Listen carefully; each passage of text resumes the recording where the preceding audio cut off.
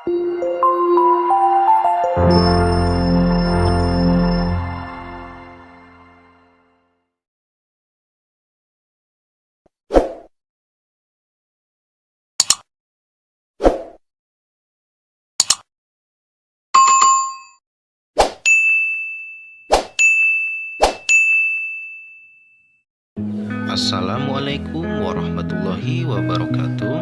Selamat pagi anak-anak. Semoga kita selalu diberikan kesehatan. Berjumpa lagi dengan kelas bahasa bersama Pak Asep Muhyiddin. Bagaimana puasanya hari ini? Semoga tetap lancar ya, dan tetap semangat dalam pembelajaran daring. Materi hari ini kita sudah memasuki bab 7. Setelah kemarin kita belajar tentang babel, hari ini kita akan belajar tentang surat pribadi dan surat dinas. Kompetensi dasar yang akan kita pelajari hari ini yaitu 3.13, mengidentifikasi informasi, kabar, keperluan, permintaan, dan permohonan dari surat pribadi yang dibaca dan didengar. Nah, sebelum kita mengenali dan memahami surat pribadi dan surat dinas, tentu kita akan pelajari dulu apa sih surat itu. Surat adalah sarana komunikasi untuk menyampaikan informasi tertulis oleh suatu pihak kepada pihak lain dengan tujuan memberitahukan maksud pesan dari si pengirim.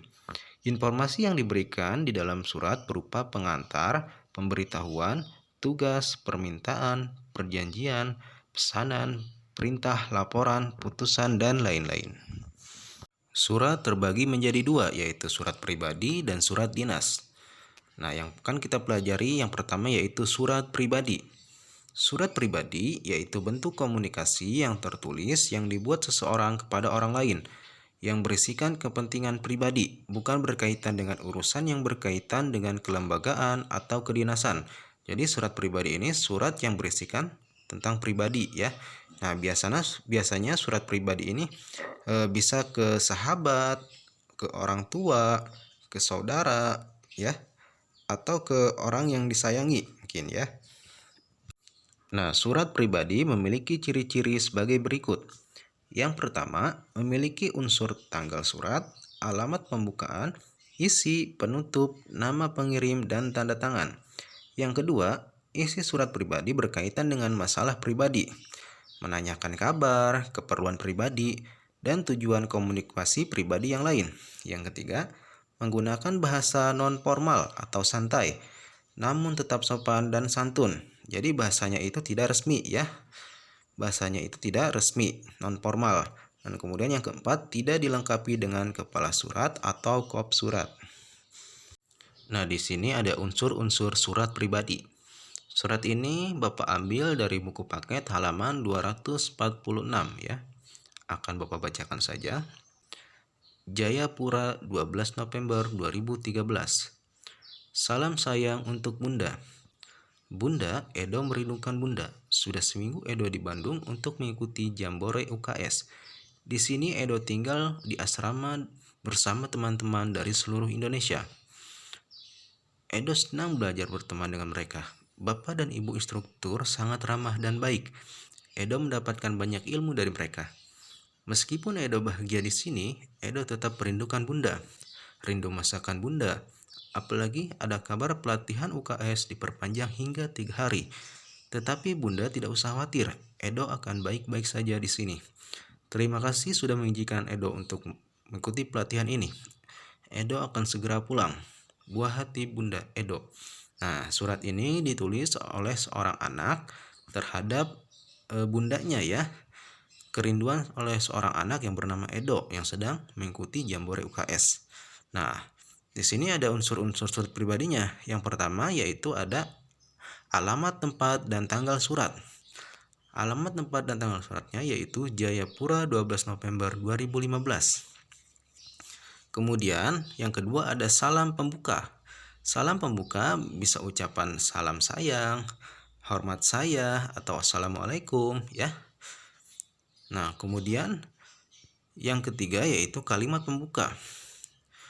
Di sini kalimat pembukanya yaitu Bunda Edo merindukan Bunda. Sudah seminggu Edo di Bandung untuk mengikuti Jambore UKS. Nah, di situ ya. Kemudian ada isi surat. Isi surat di sini menjelaskan bahwa si Edo walaupun bahagia mengikuti Jambore UKS di Bandung, tapi tetap merindukan bundanya, terutama merindukan masakan bundanya ya. Nah, yang kelima yaitu penutup surat. Penutup surat yaitu terima kasih sudah mengizinkan Edo mengikuti pelatihan ini. Edo akan segera pulang. Ucapan terima kasih ya. Kemudian yang keenam yaitu salam penutup. Salam penutup di sini ada buah hati Bunda ya. Nah, yang terakhir yaitu nama dan tanda tangan ya. Nama dan tanda tangan itu unsur-unsur surat pribadi. Nah, setelah tadi surat pribadi, selanjutnya yaitu surat dinas. Surat dinas adalah surat resmi yang dibuat oleh sebuah instansi atau lembaga berisi hal-hal yang berhubungan dengan kepentingan dinas. Jadi kalau tadi surat pribadi, sekarang surat dinas yaitu tentang instansi atau lembaga ya. Ini surat yang bersifat resmi. Nah, fungsi surat dinas yang pertama sebagai sarana informasi atau pemberitahuan. Yang kedua, sebagai bukti tertulis dalam bentuk dokumen. Yang ketiga, sebagai pedoman kerja. Yang keempat, sebagai alat pengingat. Yang kelima, sebagai bukti historis ya. Selanjutnya ada syarat surat dinas. Syarat surat dinas yang pertama, format surat dinas harus dibuat dengan format yang teratur. Yang kedua, isi surat dibuat dengan singkat, padat, dan jelas, langsung pada intinya. Yang ketiga, bahasa yang digunakan ialah bahasa yang resmi, sopan, dan mudah dimengerti. Yang keempat, surat harus memberikan citra yang sesuai dengan lembaga atau instansi yang membuatnya. Nah, selanjutnya ada salam penutup. Salam penutup yaitu hormat kami, Ketua Panitia. Kemudian yang terakhir, mengetahui capsek dapat dicantumkan untuk perkuat nama dan tanda tangan ya. Biasanya ada nama dan tanda tangan pengirim. Nah, di sini akan dijelaskan tentang unsur-unsur surat dinas ya. Ada kop surat. Kop surat berisi nama lembaga atau instansi. Nomor berisi urutan keluarnya surat. Lampiran berisi tambahan dokumen atau lembaran kertas lain. Dapat diisi tanda strip jika tidak memiliki lampiran. Kemudian ada perihal. Perihal berisi isi pokok surat. Tempat dan tanggal surat berisi tempat dan tanggal pembuatan surat itu sendiri.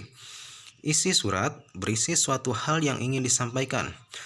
Salam pembuka berguna untuk memperlihatkan rasa hormat dan sikap sopan santun pembuatnya. Alamat surat berisi alamat surat yang dituju. Penutup berisi harapan dan ucapan, biasanya ucapan terima kasih ya. Salam penutup berisi ungkapan rasa penulis surat ya. Nah, sampai sini semoga Bapak harapkan kalian dapat memahami dan mengenal surat pribadi dan surat dinas ya. Untuk minggu ini kalian pelajari saja, kemudian catat hal-hal yang penting yang kalian dapatkan dalam pembahasan hari ini ya, yaitu tentang surat pribadi dan surat dinas. Baik, terima kasih. Wabillahi taufiq wal hidayah. Wassalamualaikum warahmatullahi wabarakatuh.